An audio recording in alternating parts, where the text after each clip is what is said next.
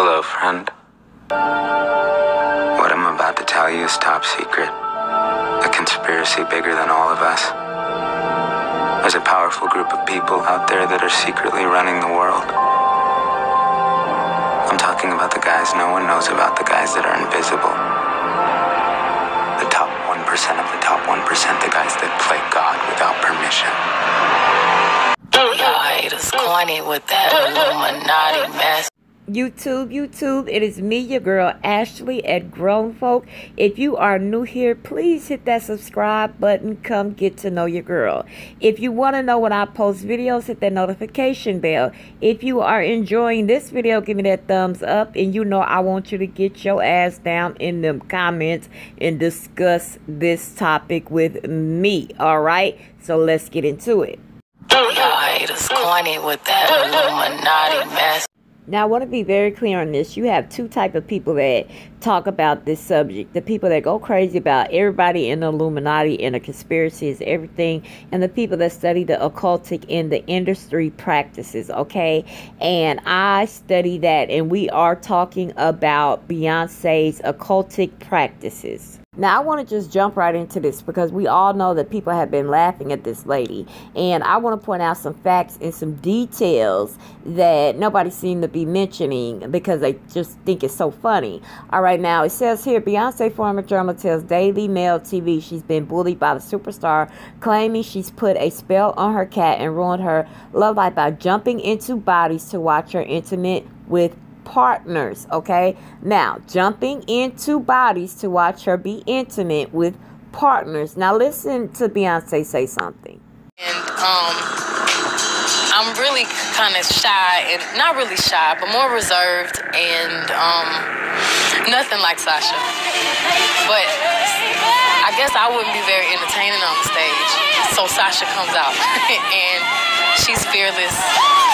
You know, she can do things that I cannot do when I'm in rehearsal. I mean, I can try, but then it just doesn't happen. I can sing notes and sing strong and do all these things that when I'm just by myself, I can't do. And I remember right before I performed, I raised my hands up, and it was kind of the first time I felt something else come into me, and I knew that was going to be my coming out night for the BET Awards.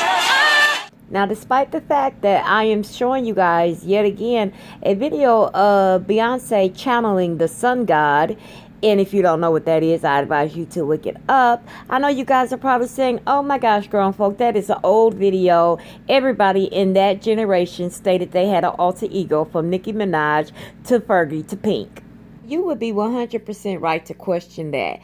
But let's go to another genre and another era and another famous billionaire artist that has something similar to say that matches up, if not creepier than what the hell Beyonce just said, that's in a whole nother genre, era, and a different artist. Why are you still out here? Well, it goes back to the destiny thing. I mean, I made a bargain with it, you know, a long time ago, and I'm holding up my hand. What was your bargain? To get where I am now. Should I ask who you made the bargain with? with the chief commander. On this earth? And this earth, and then in a world we can't see. You ever look at music that you've written and look back at it and say, whoa, that surprised me? I used to. I don't do that anymore. I don't know how I got to write those songs. What do you mean you don't know how? Well, those early songs were like almost magically written. Darkness at the break of noon, shadows even the silver spoon, a handmade blade, a child's balloon. Eclipses both the sun and moon. To understand you knew too soon. There is no sense in trying. This Dylan classic, It's All Right, Ma, was written in 1964. Mouthpiece, the hollow horn, plays wasted words, proves to warn that he not busy being born is busy dying. Well, try to sit down and write something like that. There's a magic to that. And it's not Siegfried and Roy kind of magic, you know. It's a different kind of a penetrating magic. And you know, I did it at one time. You don't think you can do it today? And we know there is more and more stories out there about celebrities saying that entities are taking over their bodies, which is one of the complaints that the drummer said that Beyonce has been doing to her. Now let's go into these hand gestures that we see celebrities do all the time, but some people really do not know what they mean or what they consist of or exactly what they are even doing. Now let's go over what these hand gestures mean for the people that don't know. Okay, it says the horn hand is believed to be the deception of the woolly goat of Mendes or Baphomet, the horns of Cineas. Okay, that the Baphomet is that creepy ass black and white picture you see below that the arrow is pointing to. That is the right hand man of the devil. If you need something from the devil, you are supposedly contacting him first when you do all these conjuring things and whatnot. Now, what did these signals mean? Pay attention, people. They say there are two meanings to the horn hand gestures. The first type is meant that the right hand, this gesture of the thumb, should be kept under the clenched middle of the ring fingers. The hand sign signifies the horn god of witchcraft, much like that lady said Beyonce was doing to her. Okay, the second type of gesture is saying, we'll skip right on down to where it says this hand sign is usually used to the curse someone, and pointing horn hand gestures toward the person. Now, people may say, oh, Beyonce ain't never done that. She may have never done that before, but let's check out this clip. The song for you. This is me, myself, and I, right? I believed everything we had would last. So young and naive of me to think she was from your past.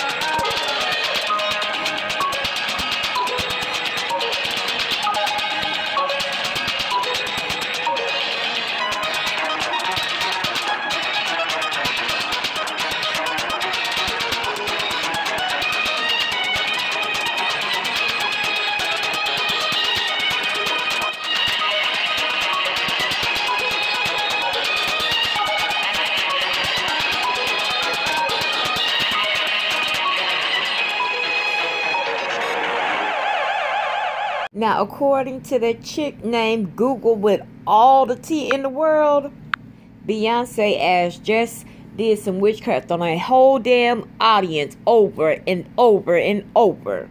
And you saw it. Now, let's move on to their close friend, Marina Abramovich, okay?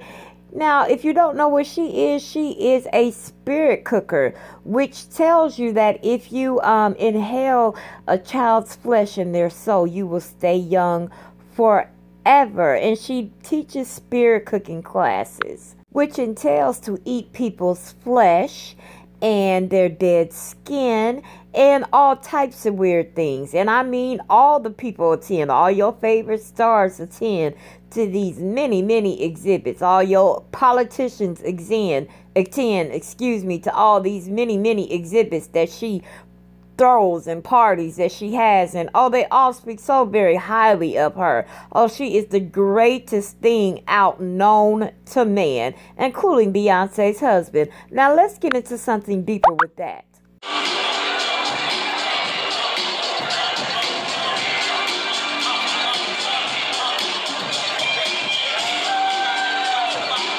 Now, if you're confused, don't be. This is a modern day dance of witchcraft persuasion, which is giving him the entity to possess over whatever I guess it is he want to possess over.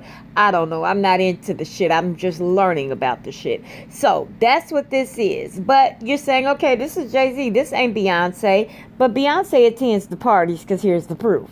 Yes, there is Mrs. Carter, the one and only, sitting by her good friend Marina. Okay, the modern day witch that is, you know, believing in sucking baby souls and eating their skin to keep their youth. Ain't that interesting?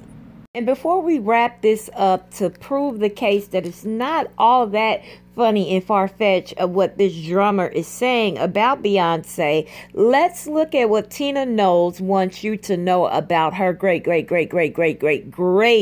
grandmother and the history of their family. Marie Laveau has been dead since 1881, but some believe she still has power over the city. What she did in the 1800s is the stuff of legends. Experts believe Marie Laveau was born somewhere between 1794 and 1803. She was said to be the daughter of a wealthy white plantation owner and his slave mistress. Like many people in New Orleans, Marie Laveau was both Catholic and a voodoo believer.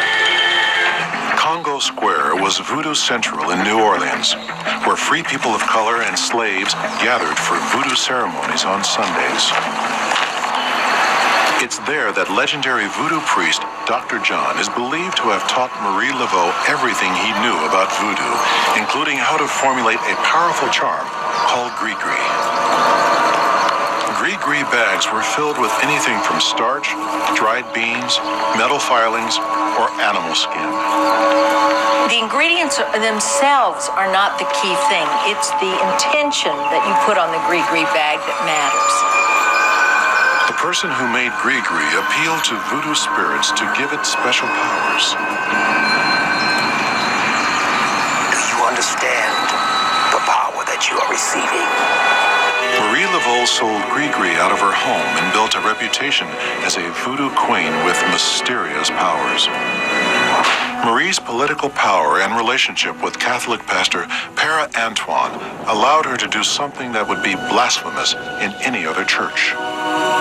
Marie Laveau could conduct what were, in effect, voodoo ceremonies at the altar of the largest Catholic church, the Cathedral of the Louisiana Purchase. In the 1830s, one incident is alleged to have convinced all of New Orleans of Marie Laveau's voodoo powers. A wealthy man's son was on trial for murder. His lawyers told him his son's case was hopeless, so he turned to Marie Laveau. In desperation, the father offered Marie Laveau a house if she could use voodoo to free his son. To accomplish this feat, she spent weeks praying at St. Louis Church, undergoing a form of self-torture for the cause. She placed 3 excruciatingly hot guinea peppers in her mouth and held them there for hours. Guinea is a name for Africa in many voodoo circles. The spirits, like the spirits of voodoo, always take pity on great suffering.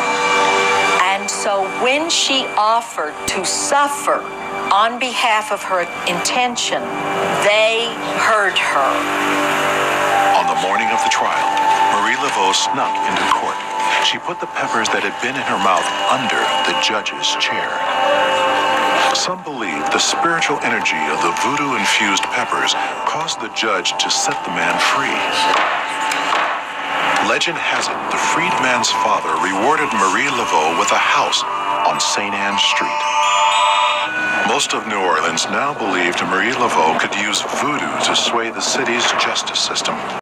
Now, maybe, just maybe, you guys can make a more informed decision rather than be so judgmental and critical on somebody because it's your favorite superstar versus the creep down the street. Maybe what she's saying is not as far-fetched as you think. So what do you think? Get down below and let me know. You know I want to hear from you. I enjoyed you, and I'll see you next time. Bye.